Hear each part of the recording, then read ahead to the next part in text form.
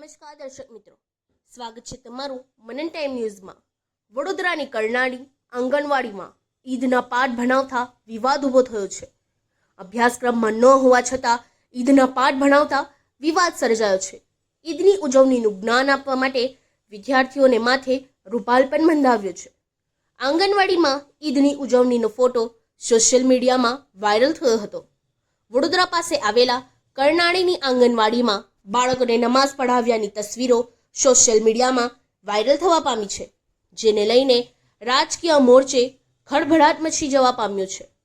સૂત્રોના જણાવ્યા પ્રમાણે ડભોઈના ધારાસભ્ય શૈલેષ સોટ્ટા દ્વારા આ અંગે શિક્ષણ મંત્રી સહિતના ઉચ્ચ પદાધિકારીઓનું ધ્યાન દોરવામાં આવ્યું છે અને કહ્યું કે કોઈ પણ આંગણવાડીને મદ્રેસા નહીં બનાવવા દઈએ।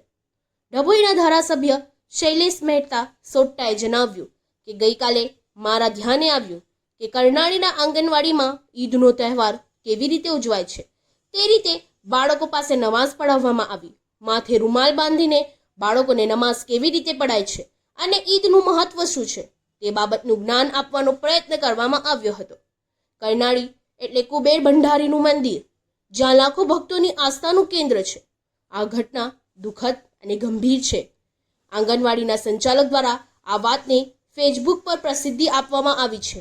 આની પર કાયદેસરના પગલાં લેવાની માંગ કરી છે। કુમળી વયના બાળકો છે, આ ઉંમરે તેમના મગજમાં જે નાખવામાં આવે તેને સાચું માનીને ચાલતા હોય છે। કરનાળીની આંગણવાડીમાં એક પણ બાળક મુસ્લિમ ધર્મનું નથી। અગાઉ જામનગરમાં આ પ્રકારની ઘટના સામે આવી હતી। કોઈ પણ આંગણવાડીને મદ્રેસા નહીં બનવા દઈએ। જ્યાં પણ આવો બનાવ બનશે તેને રોકવામાં આવશે।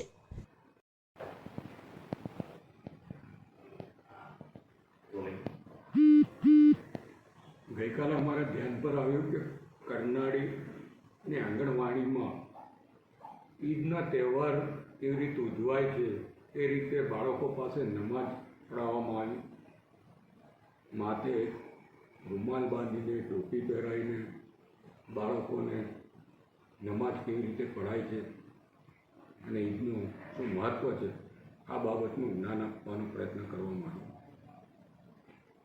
આવ્યો। આ કરનાળી એટલે કુબેર ભંડારીનું મંદિર અને લાખો લોકોનું આસ્થાનું સ્થાનક છે અને ત્યાં આગળ જે આ બનાવ બન્યો છે ખૂબ જ દુઃખદ છે, ખૂબ જ ગંભીર બનાવ છે।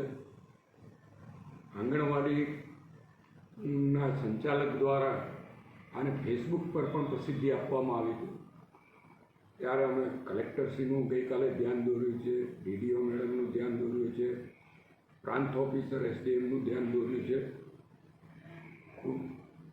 શિક્ષણ મંત્રી કુબેરભાઈ ડિંડોરને પણ વોટ્સઅપ કર્યું છે, મુખ્યમંત્રીના પીએને પણ વોટ્સઅપ કરીને જાણ કરી છે અને આની પર કાયદેસરના પગલાં લેવાની માંગણી કરી છે।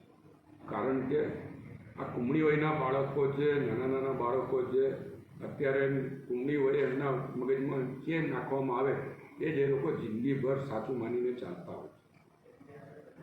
કરનાળી ખાતે એક પણ આંગણવાડીનું બાળક એ મુસ્લિમ ધર્મનું નથી, છતાં પણ આ કેમ કરાવવામાં આવ્યું એ સવાલ છે। અમારી તો સરકારને વિનંતી છે કે આમાં જે કોઈ જવાબદાર હોય, કસૂરવાર હોય એની પર કડકમાં કડક પગલાં લેવામાં આવે। અગાઉ અમારી જાણ પ્રમાણે જામનગરમાં કે એમાં પણ આંગણવાડીમાં આવો બનાવ બન્યો હતો, ત્યારે જાગૃત રહેવું જોઈએ અને અમે સ્પષ્ટ ભાષામાં કહીએ છીએ કે કોઈ પણ આંગણવાડીને મદ્રેસા નહીં બનવા દઈએ। જ્યાં પણ આવો પ્રયત્ન થશે એને રોકવામાં આવશે।